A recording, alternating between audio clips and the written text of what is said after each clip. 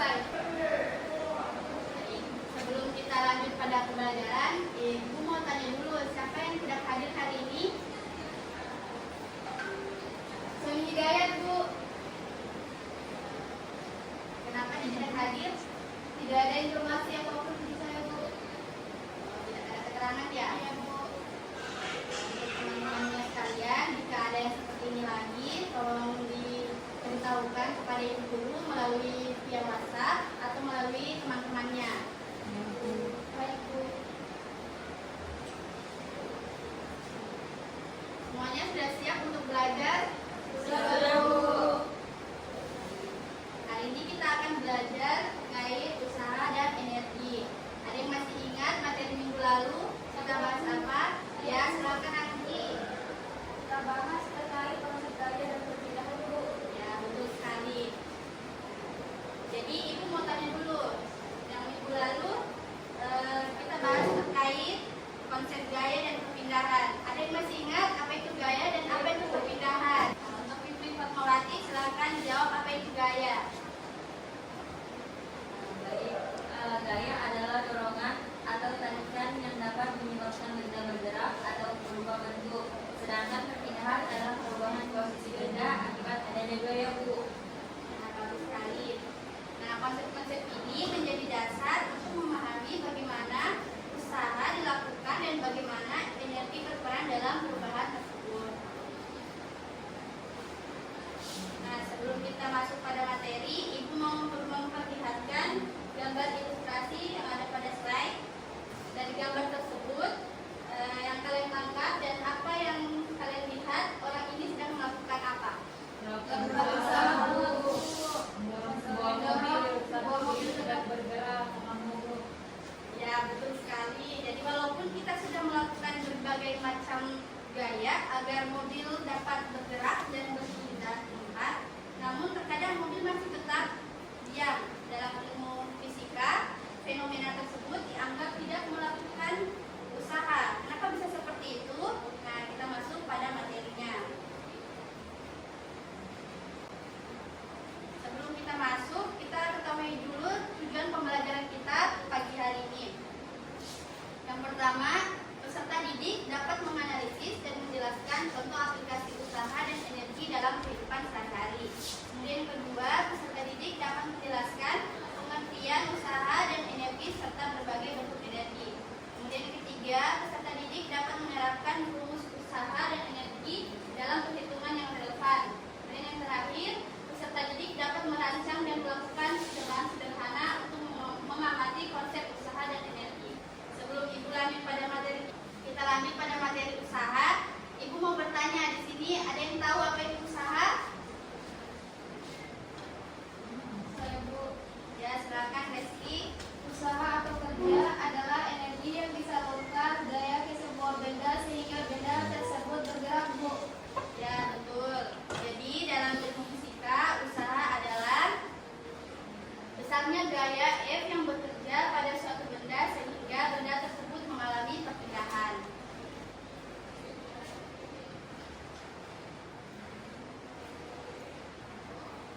Nah, selanjutnya kita akan membahas cara menentukan besar usaha pada beberapa kasus. Yang pertama yaitu besar usaha jika gaya yang bekerja searah dengan perpindahan.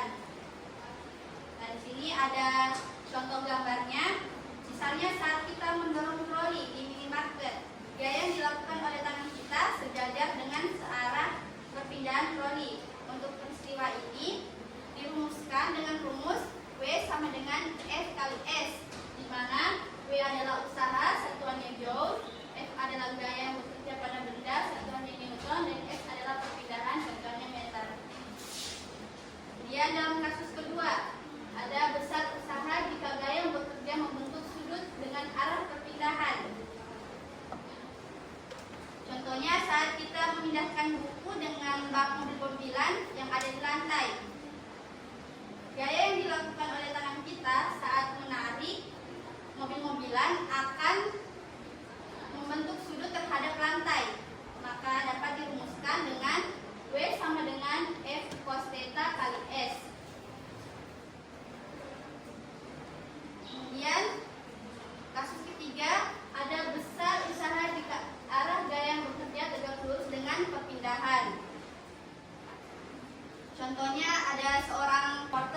barang dari lantai dan memindahkannya dari suatu tempat ke tempat yang lain secara horizontal, maka gaya yang dilakukan akan tegak lurus dengan perpindahan. Pada kasus ini dapat dirumuskan dengan W cos alfa kali S sama dengan F cos 90 derajat sama dengan 0. Lalu bagaimana usaha yang dilakukan berlawanan arah dengan perpindahan? Apa saja contohnya? Ada yang tahu? Saya, Bu. Ya, silakan Reski. Contohnya itu mendorong gerobak ke atas bukit, Bu. Ada lagi yang tahu? Bu, Ya, silakan. bermain ayunan, Bu. Ya, ada lagi? Saya, Bu. Silakan. Tali, Bu. Ya, betul. Ibu kasih contoh seperti yang ada dalam slide, perhatikan. Contohnya saat menggunakan treadmill, gaya yang dilakukan telapak kaki kita bergesekan dengan lintasan treadmill. Untuk kasus ini kita masih menggunakan rumus yang sama seperti yang tadi, yaitu W sama dengan F cos alfa kali theta sama dengan F cos 180 derajat sama dengan negatif F kali S. Nah, nanti hasilnya ini dia itu bernilai negatif. Selanjutnya kita masuk pada materi energi. Ada yang tahu apa itu energi? Saya, Bu. Ya, silakan Olivia. Energi adalah kemampuan untuk melakukan usaha atau kerja, Bu. Ya, betul sekali. Energi itu adalah kemampuan untuk melakukan usaha. Nah, di sini ada beberapa macam bentuk energi. Yang pertama ada energi potensial, yang kedua ada energi kinetik, dan yang terakhir ada energi mekanik. Nah, energi potensial yaitu energi yang dimiliki suatu benda karena kedudukannya atau posisinya. Energi potensial terbagi menjadi dua. Yang pertama itu energi potensial gravitasi dan energi potensial pegas. Nah, di sini dapat dilihat ada rumusnya. Untuk energi potensial gravitasi dirumuskan dengan EP sama dengan M kali G kali H. Dan untuk energi potensial pegas juga dapat dilihat pada slide-nya. Selanjutnya kita masuk pada energi kinetik. Nah, energi kinetik adalah energi yang dimiliki suatu benda karena geraknya. Nah, dirumuskan dengan EK sama dengan 1/2 mv kuadrat. Nah, sekarang Ibu akan bagi 3 kelompok. Masih ingat kelompoknya minggu lalu? Masih, Bu. Nah, silakan duduk sesuai kelompok ya. Iya, Bu. Ibu akan membagikan LKPD-nya dan buku paketnya.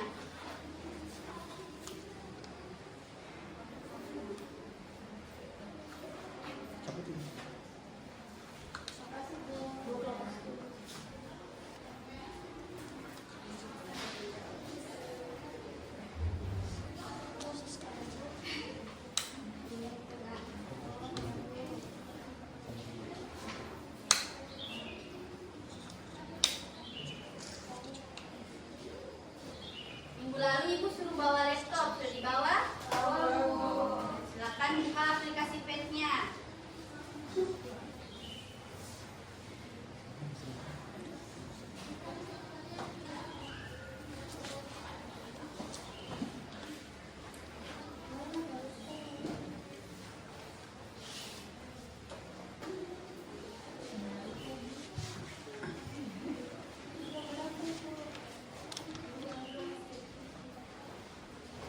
Sudah dibuka aplikasi Pad-nya? Nah, sekarang Ibu contohkan pada satu kelompok saja ya, yang lainnya nanti lihat kelompok temannya. Yang ini bukan yang ini. Nah, kemudian kita tempatkan ini orangnya di atas ini. Ya, kemudian kita atur masanya jadi 60 kg.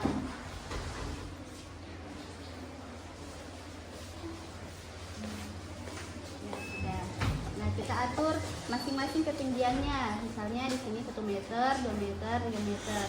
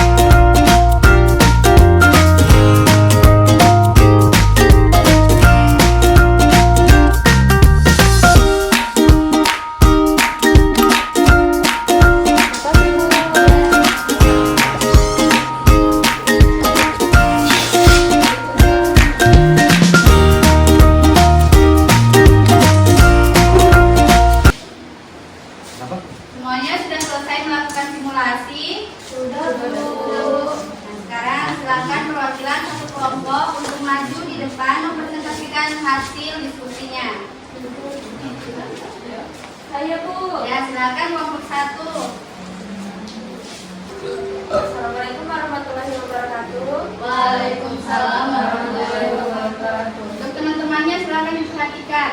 Baik Bu, terima kasih kepada Ibu Guru yang telah memberikan kesempatan kepada kami untuk mempresentasikan hasil simulasi kami. Di sini perkenalkan saya Mas Pratiwi dan rekan saya Saudari Olivia. Saya akan menjawab pertanyaan 1 dan 2, sedangkan pertanyaan 3 dan 4 akan dijawab oleh Olivia. Untuk pertanyaan 1, bagaimana hubungan antara ketinggian dan energi potensial? Jawabannya itu energi potensial berbanding lurus dengan ketinggian. Semakin tinggi posisi skater, semakin besar energi potensialnya. Kemudian nomor 2, apakah energi total selalu tetap di setiap percobaan? Jelaskan. Jawabannya iya, energi total selalu tetap dalam sistem tanpa gesekan. Hal ini menunjukkan bahwa energi tidak hilang, hanya berubah bentuk dari potensial ke kinetik dan sebaliknya. Selanjutnya kepada Saudari Olivia, silakan. Kemudian di sini saya akan menjawab pertanyaan 3 dan 4, di mana untuk pertanyaan 3, pada posisi terendah, energi apa yang mendominasi? Mengapa bisa terjadi? Nah, untuk jawabannya, yaitu energi kinetik yang mendominasi, karena seluruh energi potensial telah dikonversi menjadi energi gerak saat skater berada di titik terendah. Kemudian untuk pertanyaan keempat, jika gesekan diaktifkan, apa yang berubah pada data energi total dan energi kinetik maksimumnya? Untuk jawabannya, energi total berkurang karena sebagian energi mekanik berubah menjadi energi panas akibat adanya gesekan.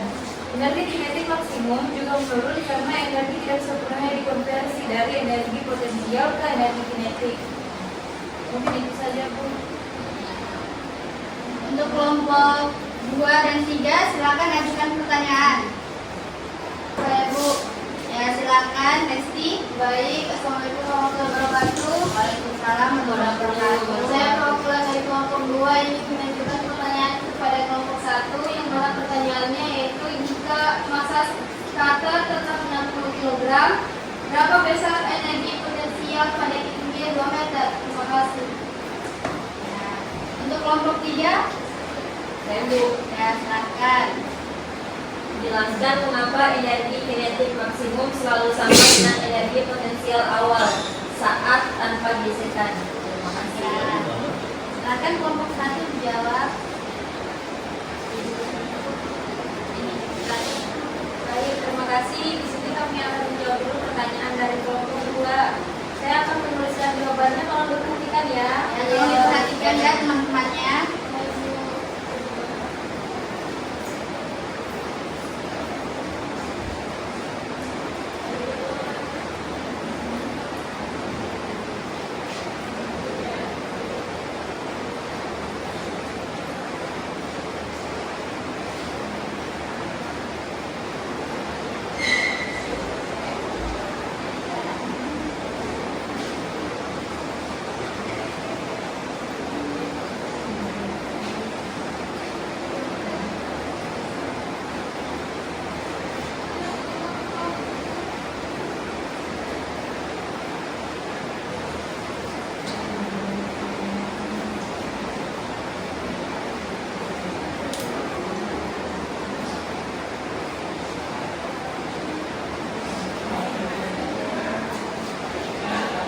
Baik, ini jawaban dari kami. Jadi yang diketahui kan masanya tadi 60 kg, kemudian ketika gravitasi seperti yang kita tahu 10 meter per sekali kuadrat dengan ketinggian 2 meter.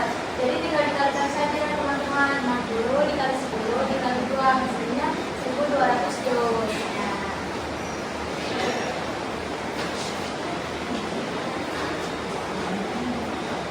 Nah, kemudian di sini kami akan menjawab untuk pertanyaan dari kelompok 3, di mana pertanyaannya, jelaskan mengapa energi kinetik maksimum selalu sama dengan energi potensial awal saat tanpa gesekan. Nah, untuk jawabannya, di mana energi kinetik maksimum sama dengan energi potensial awal karena hukum kekesalan energi menyatakan bahwa dalam sistem tertutup tanpa gaya luar seperti gaya gesekan, energi mekanik total tetap. Pada awalnya, skater memiliki energi potensial maksimum karena berada di ketinggian. Saat skater menuju ke bawah, energi potensialnya akan berubah menjadi energi kinetik. Di titik terendah, sebuah energi potensial telah dikonversi menjadi energi kinetik.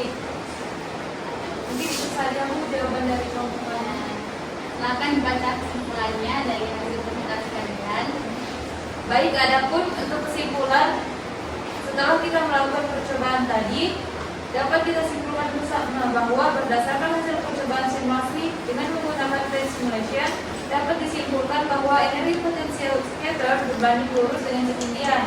Saat scatter meluncur turun, energi potensial berubah menjadi energi kinetik. Dalam kondisi tanpa gesekan, energi mekanik total tetap. Hal ini membuktikan hukum kekekalan energi. Namun, saat ada gesekan diaktifkan, sebagian energi berubah menjadi energi panas, sehingga energi totalnya itu berkurang. Jadi itu saja yang dapat kita informasikan. Nah, itulah tadi presentasi dari kelompok 1. Untuk kelompok 1 silakan duduk. Terima kasih Bu. Berikan aplaus kepada kelompok 1. Baik, terima kasih untuk kelompok 1. Dan kelompok yang lainnya sudah melakukan simulasi menggunakan PET. Jadi percobaan simulasi PET menunjukkan bahwa usaha yang dilakukan oleh gaya gravitasi mengakibatkan perubahan energi potensial menjadi energi kinetik. Jadi semakin besar usaha karena ketinggian makin besar, semakin besar energi kinetik yang dihasilkan. Tanpa gesekan, seluruh usaha berubah menjadi energi gerak, sedangkan gesekan sebagian usaha terpakai untuk memakai gaya gesek dan berubah menjadi energi panas. Nah, jadi hari ini kita sudah belajar mengenai usaha dan energi. Sekarang Ibu ingin kalian jawab satu pertanyaan. Pertanyaannya, mengapa kita lebih cepat lelah saat menaiki tangga dibanding berjalan di tempat datar? Padahal jaraknya hampir sama. Ada yang tahu? Ada yang bisa jawab pertanyaannya? Saya Bu, Ya, silakan Anggi. kita lebih cepat lelah saat menaiki tangga karena saat naik kita melakukan usaha melawan gravitasi. Usaha ini menyebabkan tubuh kita meningkatkan energi potensial karena posisi kita menjadi lebih tinggi dari permukaan tanah. Meskipun jaraknya mungkin sama dengan berjalan di tempat datar, menaiki tangga membutuhkan lebih banyak energi untuk mengangkat berat badan kita ke atas. Sedangkan berjalan datar hanya memindahkan posisi tanpa perubahan ketinggian yang signifikan. Itulah sebabnya tubuh terasa lebih cepat saat menaiki tangga. Ya, bagus sekali Anggi. Kemudian Saya Bu, ya silakan Pipit. kita lebih cepat lelah saat menaiki tangga karena tubuh harus mengeluarkan energi lebih besar untuk mengangkat berat badan ke tempat yang lebih tinggi. Saat naik tangga terjadi peningkatan energi potensial, sehingga tubuh perlu melakukan usaha tambahan. Berbeda dengan berjalan di tempat datar yang tidak memerlukan perubahan ketinggian, sehingga energi yang dikeluarkan lebih sedikit. Oleh karena itu, meskipun jaraknya mirip, aktivitas menaiki tangga terasa lebih berat dan melelahkan Bu. Ya, bagus sekali. Jadi menaiki tangga lebih melelahkan dibanding berjalan di tempat datar karena memerlukan usaha lebih besar untuk melawan gravitasi yang meningkatkan energi potensial tubuh.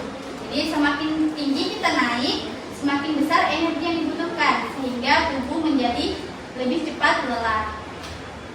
Nah, itu saja materi kita pada hari ini.